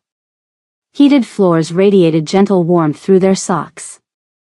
Antique furniture, pieces that belonged in museums, arranged with perfect simplicity. Yet Jovita didn't miss the modern touches hidden within the traditional aesthetics. The nearly invisible security panels. The reinforced glass in the windows.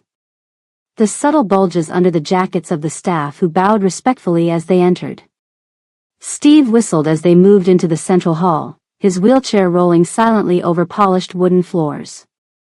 "You really are someone important, aren't you?" he asked Daewon with newfound respect. Daewon's smile was tight. "Important enough to have dangerous enemies." They settled into adjacent rooms in the east wing. Jovita's overlooked a small pond where koi fish swam in lazy circles despite the winter chill. Paper lanterns hung from the eaves outside, swaying gently in the mountain breeze. It should have felt peaceful. Instead, tension hung in the air like the threat of lightning before a storm. Daewon disappeared immediately into what appeared to be a study, closing the sliding doors behind him. Urgent phone calls followed, his voice too muffled for Jovita to make out the words. Young-ho stationed guards at regular intervals throughout the property, each man armed and watchful. Yuna arrived 2 hours later with additional supplies, her face drawn and serious as she supervised their arrangement. No one explained. No one needed to. The urgency in every movement, the constant vigilance, the hushed conversations that stopped whenever Jovita or Steve approached, they all spoke to a danger that had followed them from Seoul. The day passed in strange suspension. Steve received his physical therapy in one of the smaller buildings, converted hastily into a treatment room. Jovita wandered the grounds, always aware of eyes watching her, always within sight of the main house. As dusk settled over the mountain, painting the sky in deep purples and blues, she found herself drawn to the koi pond. Stone lanterns illuminated the water, where fish created ripples of silver and gold against the darkening surface. She sat on a smooth boulder beside it, watching the patterns form and dissolve. That was where day one found her after night had fully fallen, the mountain air crisp with early winter's bite. "You should be inside," he said. "It's not safe out here after dark." I needed space to think. She didn't look at him, eyes still fixed on the dancing reflections. "Steve is asleep. The medication for his leg always knocks him out."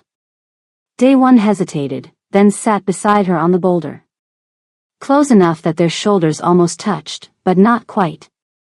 Heat radiated from his body in the cold air. "There was no last one," he said without preamble, his voice low and steady. Park Min-ho was bluffing. Now she did look at him, confusion furrowing her brow. "Then why did we leave?" He stared out at the water, his profile sharp against the lantern light. The scar along his eyebrow looked deeper in the shadows, a reminder of violence survived. "Because 12 years ago, Park's father used someone I cared about to get to me. My fiancée, Soo-jin." His voice roughened on the name, as if he hadn't spoken it aloud in years. "I was 25. Too confident. Too careless." Jovita waited, heart pounding. In all their conversations, he had never mentioned a fiancé. Never hinted at a past that included someone he'd planned to marry. "We met at university in Tokyo," he continued, his eyes still fixed on the water. "She was studying international law. Brilliant. Fearless. The daughter of a diplomat who didn't approve of my family's business interests. But she didn't care."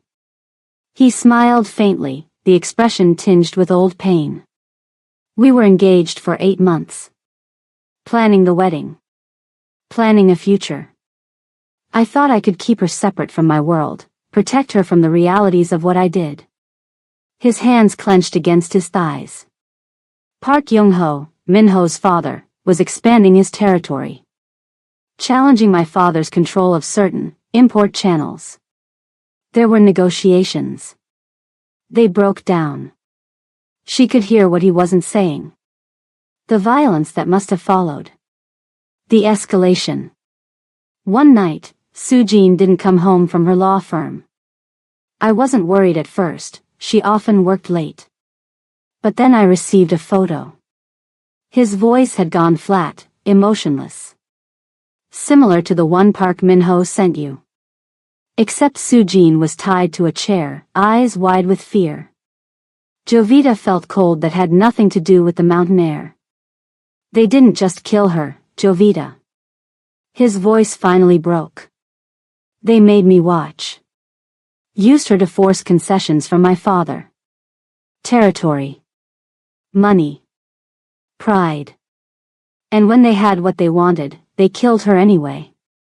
"I'm so sorry," she whispered, the words wholly inadequate. "After that, I made sure there was never anyone they could use against me again. I kept everyone at a distance. Staff. Family. Everyone." His eyes finally found hers in the darkness. "Until you." "Until me," she echoed softly. His eyes held hers, searching, intense. "Park Min-ho has been waiting for me to make the same mistake his father exploited. To care about someone who could become a weakness. For 12 years, I've been careful. Cold. Distant. Why me? She asked, the question that had burned inside her for days. I'm nobody. A cleaner with too much debt and not enough sleep. Because you looked at me and saw a man, not a monster, he said simply, the honesty in his voice stealing her breath. The night I came home covered in blood, you asked if I was hurt. Not what I had done. Not who I had hurt. If I was hurt. His hand found hers in the darkness, fingers intertwining with surprising gentleness. For 19 months, you moved through my life, quiet and careful and kind. Carrying burdens that would break most people. Never complaining. Never breaking. His voice softened. How could I not see you, Jovita? How could I not want to protect you? The words hung between them, weighted with a truth neither had acknowledged until this moment. And then he kissed her. Not gently. Not carefully. But like a drowning man finding air after years beneath the surface. His lips were warm despite the cold night, firm against hers, one hand rising to cup her face while the other tightened around her fingers. He tasted of coffee and something distinctly him, something she had no name for but immediately recognized. She should have pushed him away. Should have remembered who he was. What he'd done. The blood she'd seen on his hands. The danger that surrounded him like a second skin. Instead, she kissed him back. Her free hand curled into the fabric of his shirt, pulling him closer, her body responding with a hunger she hadn't known she possessed. For 19 months, she had made herself invisible. Had trained herself not to want, not to need, not to feel. Now everything she'd suppressed roared to life at once. When they finally broke apart, both breathing heavily, his forehead rested against hers. His thumb traced the curve of her cheekbone, his touch reverent. I should have stayed away from you, he whispered. I'm not a good man, Jovita. I know who you are, she replied, her voice steadier than she felt. I've always known. And yet you're still here. I'm still here. He kissed her again, softer this time, a promise rather than a claim. Then he helped her to her feet, his hand warm and secure around hers. We should go inside, he said. It's getting colder. They walked back to the main house together, her fingers laced with his, the mountain silence wrapping around them like a cloak. For the first time in years, Jovita felt a strange peace. As if she had been moving toward this moment her entire life without knowing it. That night, she slept more deeply than she had in months, her dreams free of debt collectors and hospital rooms. Free of the weight that had pressed on her chest for so long. She didn't know then that peace was the most dangerous illusion of all. The gunshots woke her at 4 a.m. Jovita bolted upright in bed, disoriented for a moment by the unfamiliar surroundings. Then reality crashed in as she registered the sounds, shouting, breaking glass, the thunder of footsteps on wooden floors. She had barely swung her legs over the side of the bed when the door slid open violently. Day One stood there, face pale in the dim light, a gun in his right hand. He wore the same clothes from earlier, suggesting he hadn't slept. His eyes swept the room quickly, assessing, before locking onto her. They found us, he said, voice tight with controlled fear. Park's men.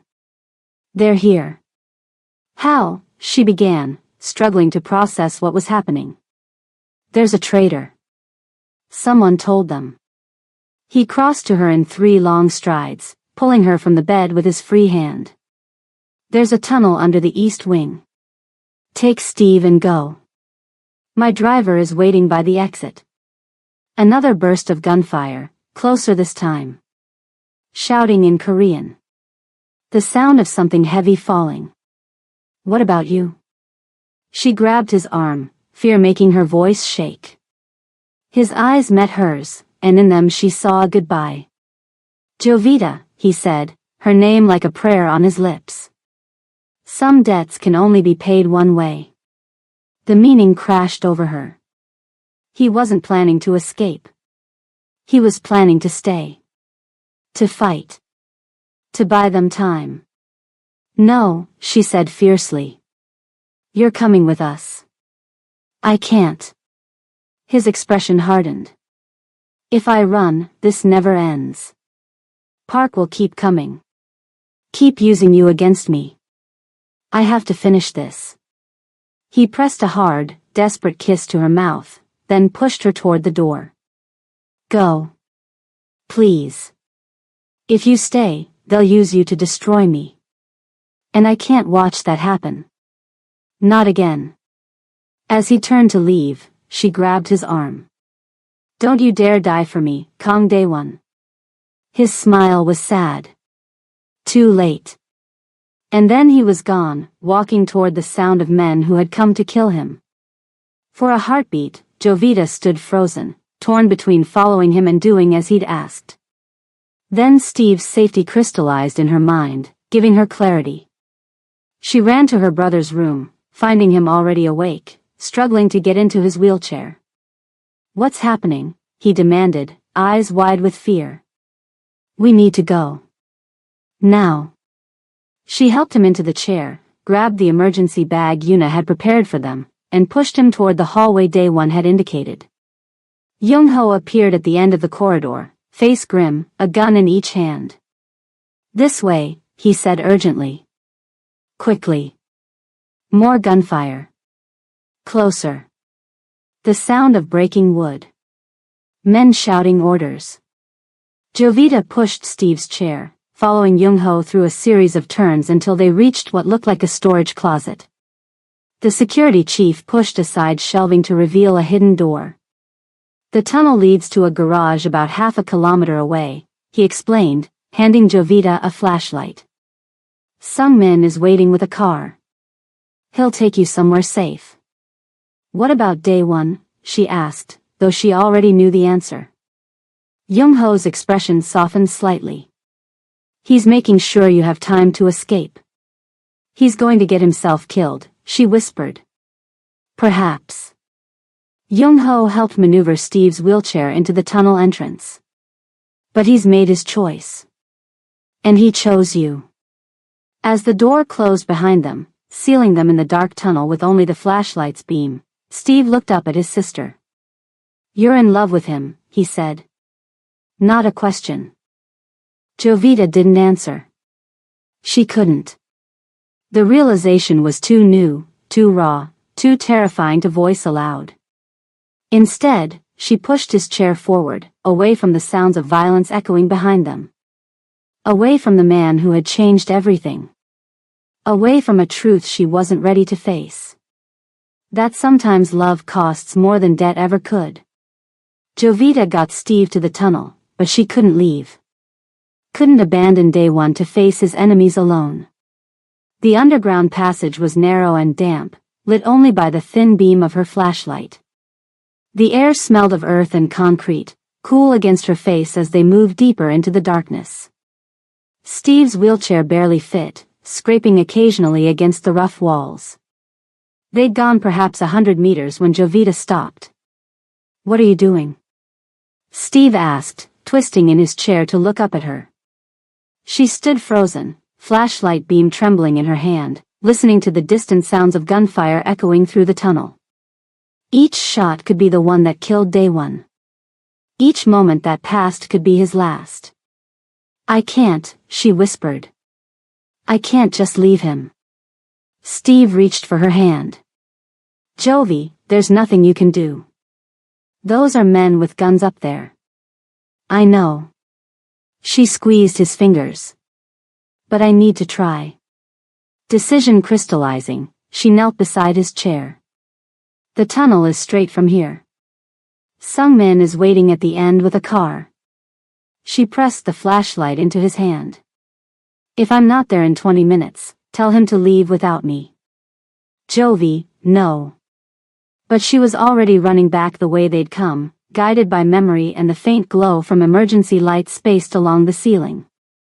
Her heart pounded in her ears, drowning out Steve's calls for her to come back. She had spent her entire life running toward responsibility.